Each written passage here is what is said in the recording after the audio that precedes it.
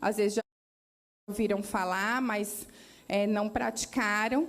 E, às vezes, a gente tem muitas más interpretações do que, de fato, é ciência cidadã.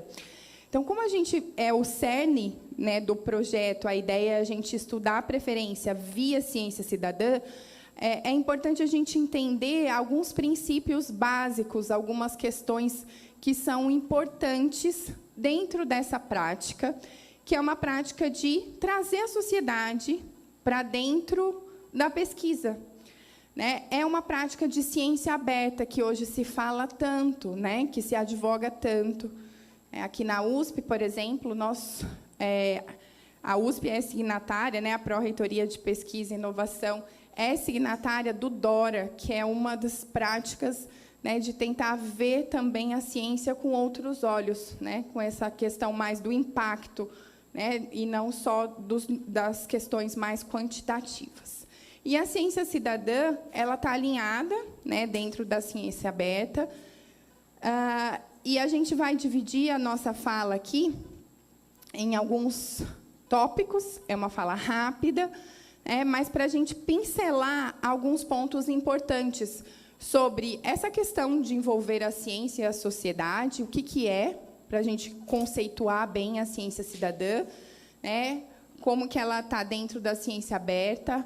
A gente vai trazer alguns exemplos rápidos para tentar trazer mais próximo de vocês o que é a ciência cidadã, desafios e benefícios que ela pode trazer para a gente, por que a gente vai usar, e trazer alguns exemplos, tanto do ponto de vista de nós, que coordenamos pesquisas, quanto do ponto de vista das pessoas da sociedade, quando estão inseridos dentro da ciência cidadã. E qualquer dúvida que vocês tenham, que se eu falar alguma coisa que não está ficando claro, podem levantar a mão. A gente está gravando, mas é importante que a gente também não deixe passar. E estamos entre amigos. O primeiro ponto, né? Quem que é você, a sociedade? Quem que é a sociedade dentro da ciência? A sociedade pertence à ciência? A ciência pertence à sociedade? É um ponto para a gente parar e refletir. Quem que nós somos? Nós somos quem consome ciência? Mesmo nós, que somos pesquisadores aqui, né? Eu consumo ciência. Eu produzo ciência, mas eu também consumo.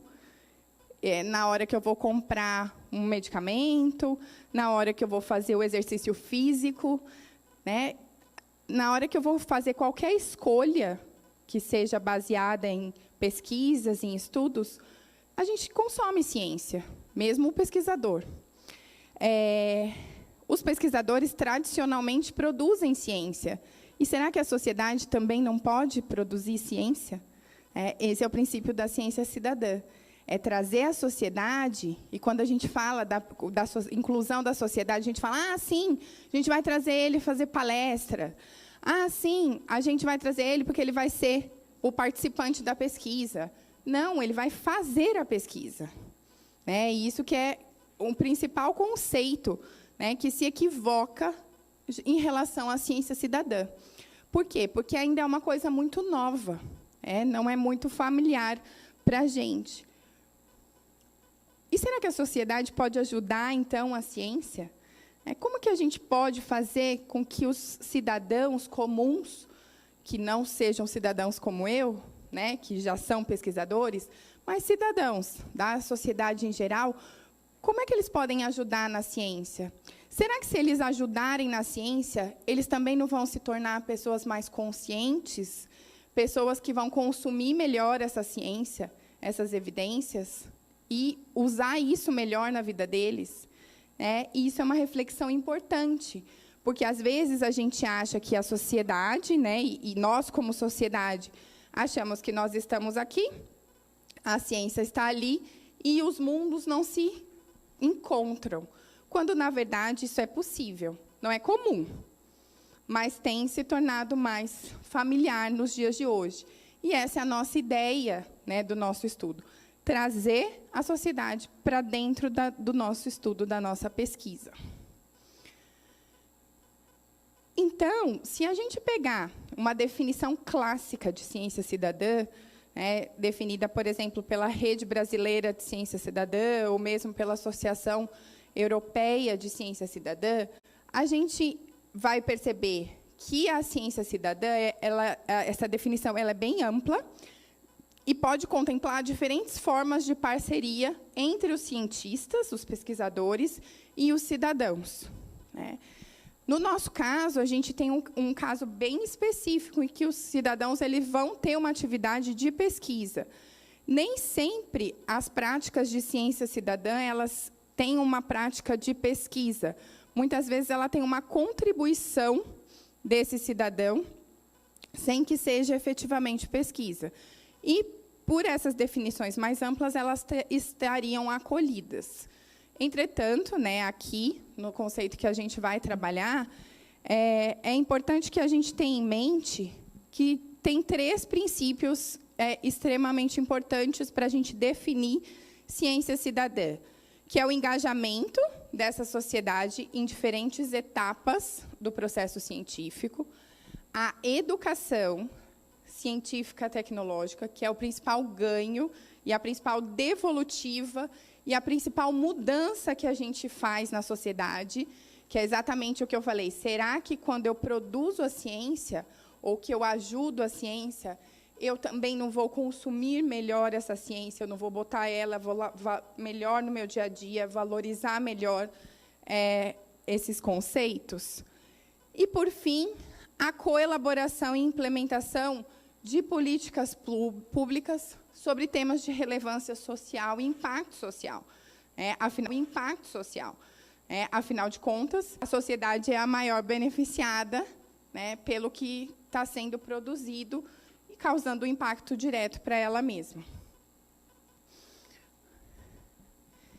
Então, uma vez eu fui convidada, né, para um simpósio, e eu gostei muito dessa definição, né, que ciência aberta, além do acesso aberto, porque falava, né, de conhecimento acessível, global e democrático, né? E a ciência aberta ela tem essa filosofia, né, de democratizar, de abrir as porteiras para que a sociedade também conheça aquilo que está sendo produzido e que, para a ciência, não ficar uma coisa acadêmica. A ciência é da sociedade, né? E, mesmo aqui no Brasil, a ciência é praticamente financiada, né, majoritariamente pela sociedade. Mas, por exemplo, na República Dominicana, isso não acontece. Mesmo assim, a ciência é da sociedade. Ela pode não vir de forma direta, né, mas a ciência é feita para a sociedade. É para ter um benefício, curto ou longo, né, dentro da sociedade. E aí, a ciência cidadã, com essas características, pode ser de diferentes tipos. E ela vai ser tão mais complexa quanto mais complexo for o envolvimento do participante, né, do cidadão.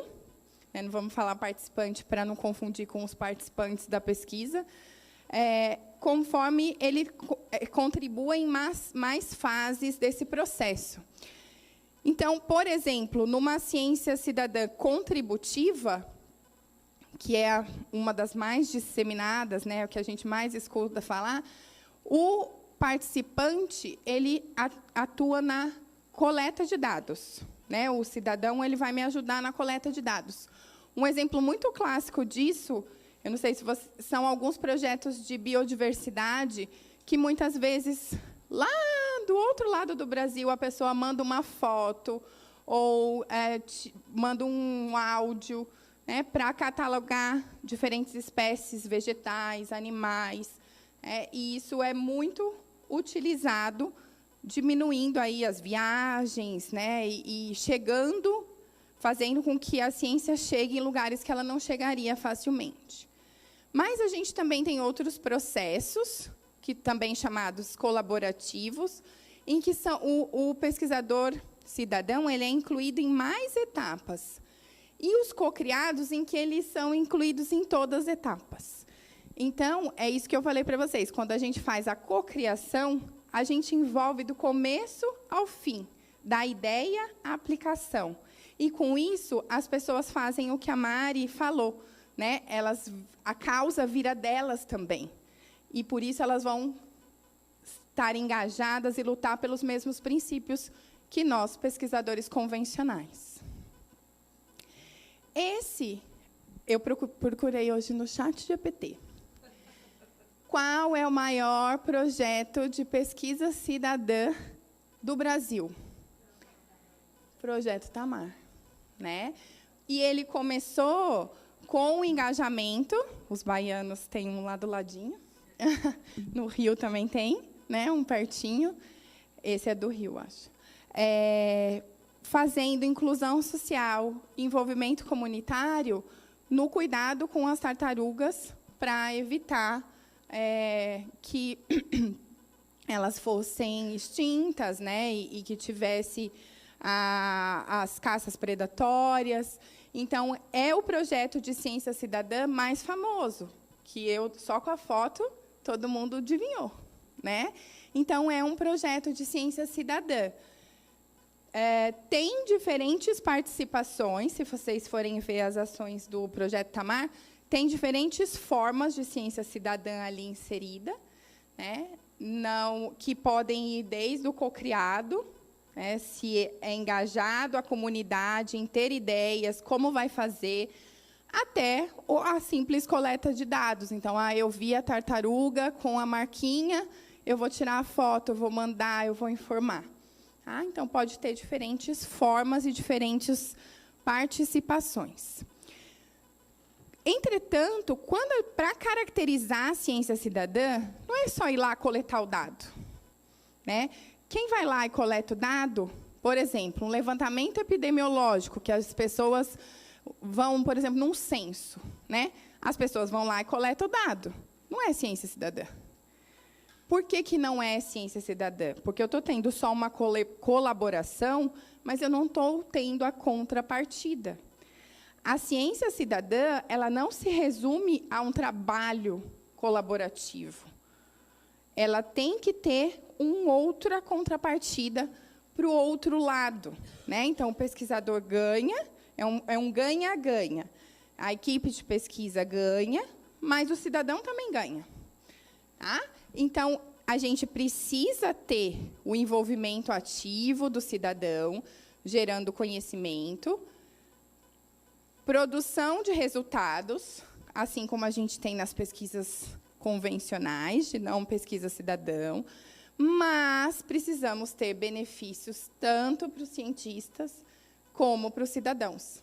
Se não tem, se é unilateral, como é o caso do censo, né, só um lado ganha, o outro presta um serviço. Isso não é ciência cidadã. E, para isso, né, então, para que a gente tenha esses benefícios, o cidadão ele vai participar em diferentes fases do processo científico, vai sempre ter um feedback, né, ele vai saber o que está acontecendo, ele vai saber os resultados, ele não vai simplesmente coletar o dado e entregar.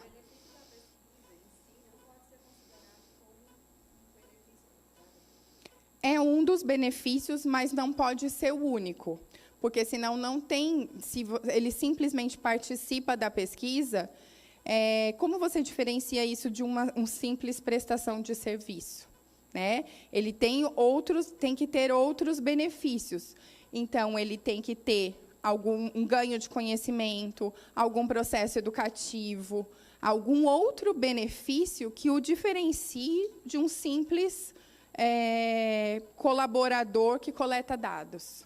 Mesmo na ciência cidadã colaborativa, que ele só coleta dados. Não, porque ele vai ser treinado, ele vai ter um benefício, mas você está fazendo isso porque você quer o benefício da pesquisa, e não porque você quer mudar aquela pessoa e mudar o jeito dela ver a ciência. Talvez, se ele for reformulado um pouquinho, ele chegue lá.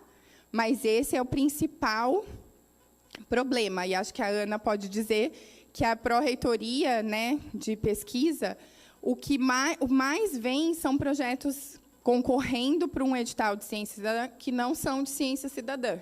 Né? Eu já participei de alguns julgamentos do CNPq, a mesma coisa. Por quê? Porque é difícil, é tênue. né? Mas é o princípio da ciência cidadã. Então, no censo, a gente não dá feedback, né, para as pessoas. Elas vão lá, entregam o dado, vão para casa e tocam a vida, né? A gente vai ter uma abordagem de investigação com limitações e vieses, como qualquer outra investigação. A gente sempre vai ter falha, mas a culpa não é do pesquisador cidadão. A gente sempre vai ter dados públicos, de preferência acesso livre, porque a gente está engajando a sociedade, a gente precisa devolver para a sociedade. A gente tem que ter a contribuição dos cidadãos publicamente reconhecida, claro, se ele quiser, né, que hoje a gente tem toda a história de lei de proteção de dados, a gente não vai divulgar o nome de um pesquisador cidadão se ele não consentir, né, então a gente vai falar isso um pouquinho mais para frente hoje. Vai ter avaliação da qualidade dos dados, da experiência dos participantes, do impacto, e a gente vai ter que cuidar de questões éticas, legais, que a gente vai discorrer nas outras falas de hoje. Então, é um processo que parece simples, mas ele não é meramente coletar dado, né? Ele tem toda uma complexidade que caracteriza o processo em si. E será que é impossível isso, né? Eu falei do projeto Tamar, a gente tem muitos exemplos de projetos de biodiversidade. Um que, quando eu comecei a estudar ciência cidadã, me marcou foi eu vi uma ave de pulseira, que é até um projeto que foi financiado no outro edital da USP, que eles tiram foto, né? Tem um WhatsApp que você manda a foto se você vê a ave com a pulseirinha, justamente para fazer controle migratório. E tem infinitos projetos de biodiversidade. Semana passada foi o congresso da Rede Brasileira de Ciência Cidadã. Só tinha eu e o Lucas, da saúde. Porque tem muita gente de todas as áreas, zoologia, biologia, mas ainda na saúde é uma coisa muito incipiente, por isso que a gente ainda tem que desbravar alguns campos e caminhos. Mas, depois que eu tinha começado a estudar ciência cidadã, um dia o professor Saraiva, que é professor da Poli, né, e agora do IEA, ele veio aqui e falou, vocês têm um projeto antigo de ciência cidadã. E esse projeto antigo de ciência cidadã é a Fada do Dente, que a gente tem aqui no nosso banco de dentes, desde 1999, quando o Imparato fundou o Banco de Dentes. No Banco de Dentes, as crianças doam o dente. Quem são os pesquisadores cidadãos? Eu falo para os meus filhos que eles são os pesquisadores cidadãos mirins. E eles gravam vídeo para colocar lá na Fada. E agora a gente fez a Fada Cidadã, que as crianças vão vir aqui. Nós ganhamos também até um edital da Pró-Reitoria também, de reforma do Banco de Dentes. As crianças vão vir aqui e vão ver onde os dentes são utilizados. E até, se vocês quiserem, né, dentro da nossa rede, a gente vai estar fazendo alguns materiais e pode fazer até visitas online, depois que o museu ficar pronto.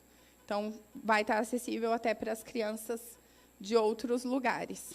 Vai ficar bem bonito aqui a entrada, que é logo ali. E aí, nós começamos a trabalhar dentro do Evidente com a questão da ciência cidadã.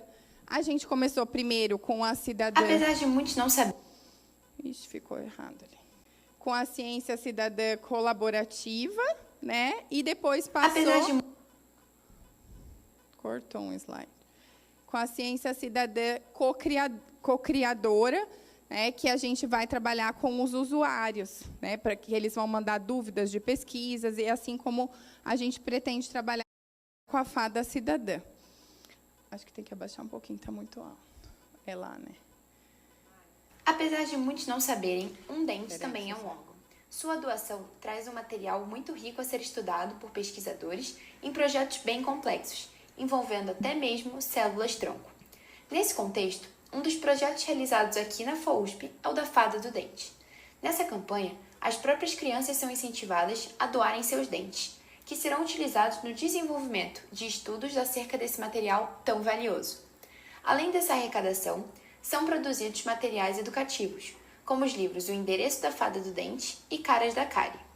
Esse projeto, apesar de já possuir um cunho de participação da sociedade na pesquisa, será em breve incorporado de fato à ciência cidadã, e com isso ganhará um novo nome, Fada Cidadã.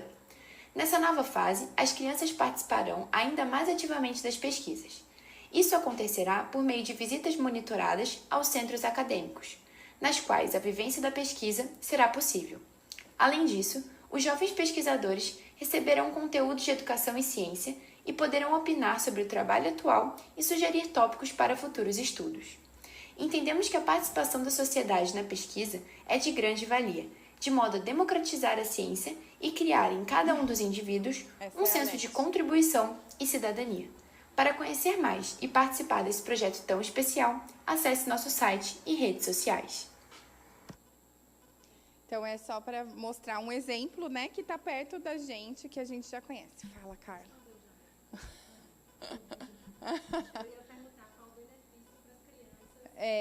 Então, quando o professor Saraiva falou, foi exatamente isso, né? Ele falou assim, talvez tenha que dar alguma coisa, né? E a gente já dava, já tinha os livros, a parte educativa, mas agora a gente começou a trazer, né? Porque a gente acha que elas precisam participar.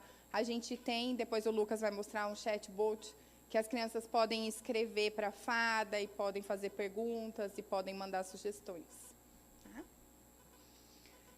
E, recentemente, a Fada Cidadã contribuiu com as doações, né, quando o Rio Grande do Sul ficou naquela situação, né, de calamidade. Então, a gente fez a campanha pela Fada Cidadã. E no Evidente, como eu disse para vocês, a gente começou a trabalhar com a ciência cidadã colaborativa, usando os dentistas para trazer outros dentistas, nessa fase parecida com o que vocês vão fazer do DCE, né, nesse momento. Funcionou muito bem. É a história da corrente do bem. Com isso, a gente aumentou o número de pessoas envolvidas. A gente começou também, não só com dentistas, mas com coordenadores de saúde bucal. E aí eles espalhavam para os dentistas que estavam dentro da área deles. Né?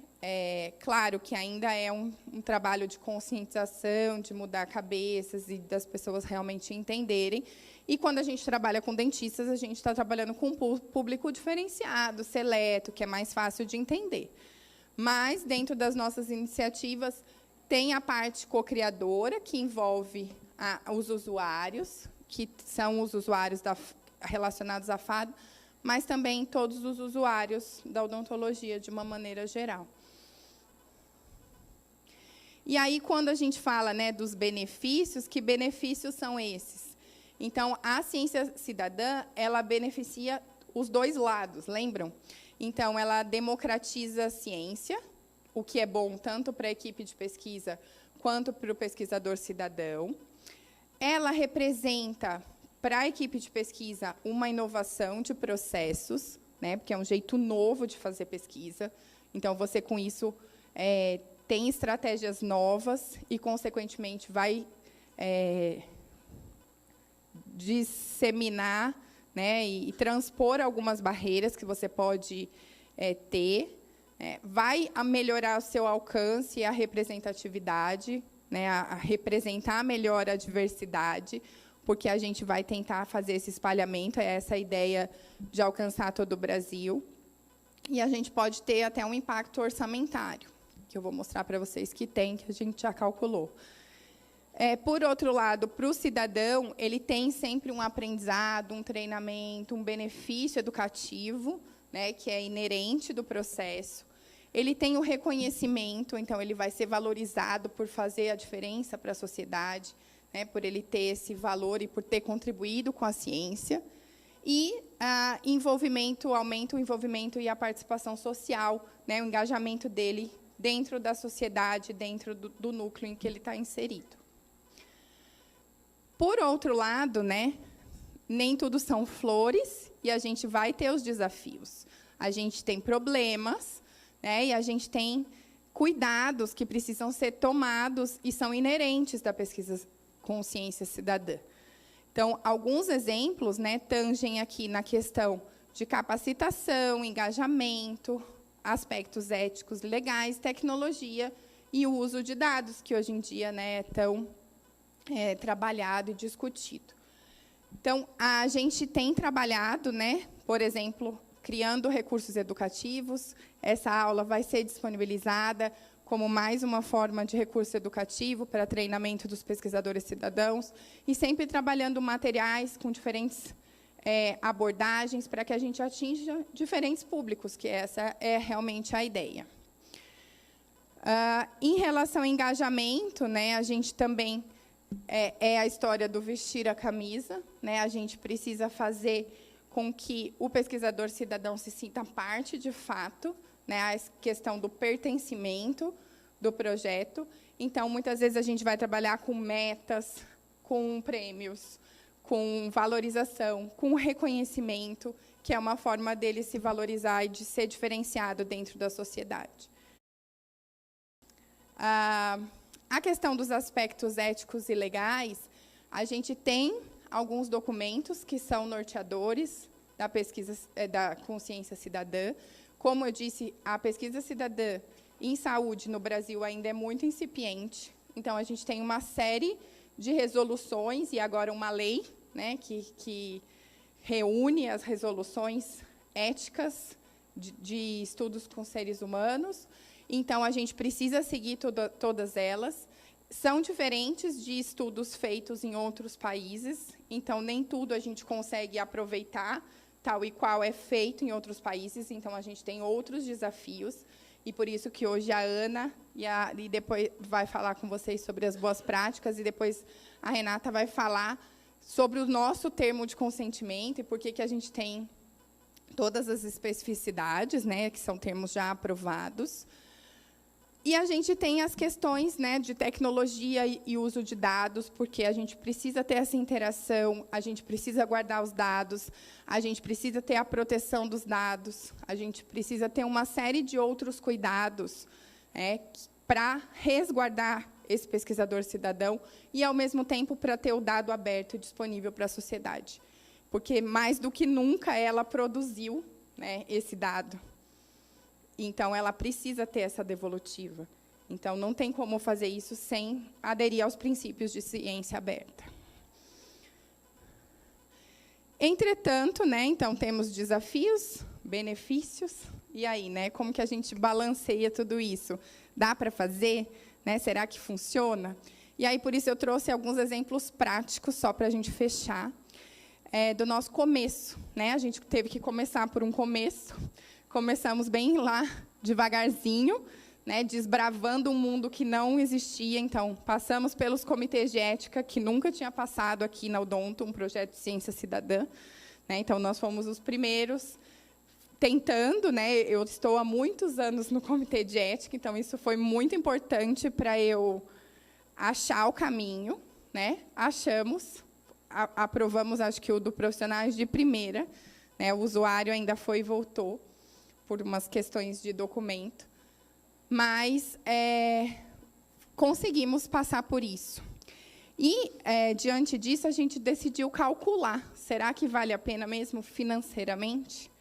E a gente, foi um trabalho que a Gabi fez, apresentou, e até parte da tese dela, né, fazendo uma simulação de quem estava lá no momento no projeto.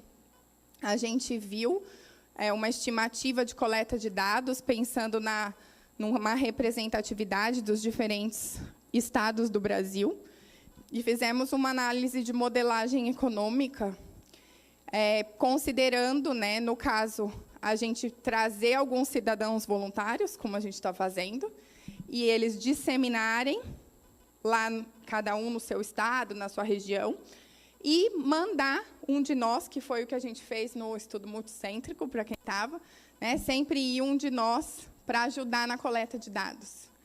E aí, isso resultou numa economia, né, de R$ 90 por participante incluído. Pensa, se você tiver uma amostra de 200 participantes, né, o quanto que você já economizaria dentro do seu centro de pesquisa. pensa isso multiplicado, às vezes, para o Brasil, né, para uma amostra maior ainda, economia atrás de economia. Então, você vai pagar para ele vir, você vai investir na educação dele, porque gasta, tempo é dinheiro, né? E a gente vê isso na análise econômica. Às vezes, eu falo para os meus alunos que eles falam, não, mas não custa. Eu falo, não, você não paga, mas custa. Né?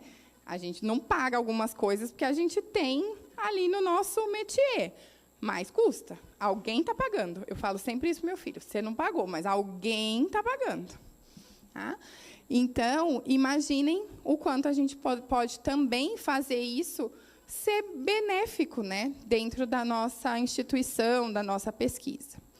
E será que para o cidadão é interessante? Né? Então, a gente fez um estudo piloto, a gente fez num CIOSP, aqui um Congresso de Odontologia, daqui de São Paulo, a gente recrutou, convidou, fez uma chamada, e vieram alguns participantes, alguns pesquisadores cidadãos, alunos do primeiro ano de graduação. E a gente, depois que a gente fez o treinamento, eles fizeram a aplicação, nos ajudaram a resolver vários problemas que surgiram. E a gente fez uma análise qualitativa do que eles nos contaram. E aí surgiram muitos sentimentos positivos, preocupações, alguns relatos individuais, e também mostraram estratégias para novas pesquisas. Olha o engajamento. Né? Eles vestiram a camisa. E, mesmo no primeiro ano, despertou ali uma questão da ciência cidadã. Então, quando a gente vê as frases, né, eles falam de entender o porquê das coisas, de tentar ajudar em alguma coisa, de fazer de forma correta a preocupação, né, com a acurácia do estudo, mostrando aí, né, a questão da importância da capacitação e do engajamento dos pesquisadores. Além disso, né, muitos demonstraram preocupações, né, de que se as pessoas não tinham respondido até o final, se elas estavam respondendo de qualquer jeito. Né, então, mostrando também a importância, mais uma vez, dessa questão da capacitação. Além disso, né, a gente vê ainda o benefício quando eles falam de sentimentos positivos, né, que se sentiram úteis, que se sentiram participando da pesquisa, contribuindo com a ciência. Então, mostrando mais uma vez, né, o poder que a pesquisa em ciência cidadã pode trazer para o pesquisador cidadão do ponto de vista de participação social e de envolvimento social. E reconhecimento também. Então, com isso, né, a gente vê que, engajando pesquisadores cidadãos, a gente pode contribuir aí com esse envolvimento ativo e também com essa possibilidade deles se sentir útil, pertencer. Então, essa é a nossa ideia, né, de trazer os pesquisadores cidadãos e que a gente possa dar esse benefício para eles, que é a devolutiva esperada. Será que a gente está pronto, né, para ver tudo de ciência cidadã? Então, eu queria contar um pouquinho, né, falar um pouquinho disso, para que depois a gente reflita como a gente vai fazer. A gente vai fazer algumas atividades hoje bem participativas, bem como se vocês fossem pesquisadores cidadãos, para que vocês tragam problemas, para que vocês pensem nas soluções, que é o que a gente precisa estimular que eles façam na hora de a gente deflagrar lá as nossas investidas. E, embora a gente tenha um protocolo comum, né, cada centro e cada localidade vai fazer sua personalização, né, sua customização, para que os seus pesquisadores cidadãos se sintam engajados e realmente respondam às necessidades que a gente tem daquele local. Vamos falar sobre uma revolução que está acontecendo bem na nossa frente, a ciência cidadã. No site. Podemos definir ciência cidadã como sendo a participação pública nos processos de produção de conhecimento científico. O principal mote da ciência cidadã é que ela promove o engajamento público e a democratização da ciência. O Brasil é um país extenso e com grande potencial de geração de novos conhecimentos. E a ciência cidadã pode ser uma forma de aumentarmos esse potencial, de promover o engajamento público com a ciência. O melhor de tudo, com a participação de todos. Para que isso seja possível, a Rede Brasileira de Ciência Cidadã propõe integrar as diversas iniciativas de ciência cidadã no Brasil e fortalecer a conexão de instituições e pessoas interessadas na pesquisa e na prática dessa abordagem. Venha fazer parte desta rede, você também. Esse é o primeiro vídeo da nossa série que a gente vai lançar e vai divulgar no site, vai compartilhar com vocês. E a gente quis fazer, ele já está há vários meses, né, no nosso forninho, porque a gente cada hora muda alguma coisa e a gente quis, né, deixar ele bem representativo, que tivesse... Passamos por várias pessoas para avaliar com diferentes vozes, diferentes sotaques, porque realmente os cidadãos são todos diferentes. Né? Então, por isso que eu falei da inclusão, né, e que a gente tem esse mote, e a gente vai estudar, né, dentro das nossas práticas tudo isso também. Então, são valores muito importantes, né, também para quando a gente estuda ciência cidadã. Então, com isso, eu encerro a minha parte, falando essa parte de ciência cidadã.